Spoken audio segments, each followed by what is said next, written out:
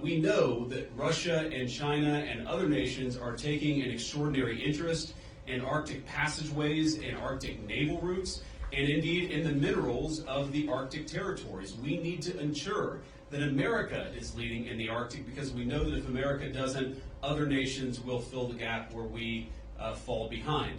So what you guys do is so critically important. I think a lot of Americans, certainly I, didn't realize it fully until President Trump started talking about the importance of our Arctic mission, about building upon it, and ensuring that America can lead in the Arctic for the next generation.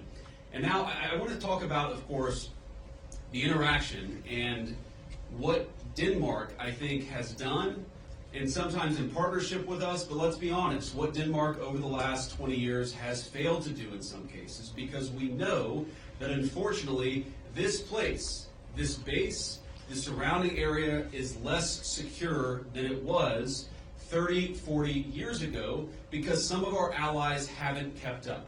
As China and Russia have taken greater and greater interest in Greenland, in this base, in the activities of the brave Americans right here, we know that too often our allies in Europe have not kept pace. They haven't kept pace with military spending, and Denmark has not kept pace in devoting the resources necessary to keep this base, to keep our troops, and in my view, to keep the people of Greenland safe from a lot of very aggressive incursions from Russia, from China, and from other nations. Now, President Trump, as he says all the time, and as a lot of people recognize, is a president of peace. We want to have good relationships with everybody. That includes, even to the extent possible, the Chinese and the Russians. But part of having good relations is showing your strength when you have to.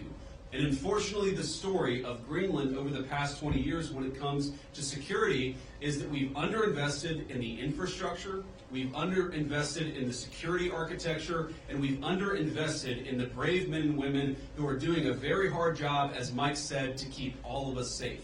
That has to change.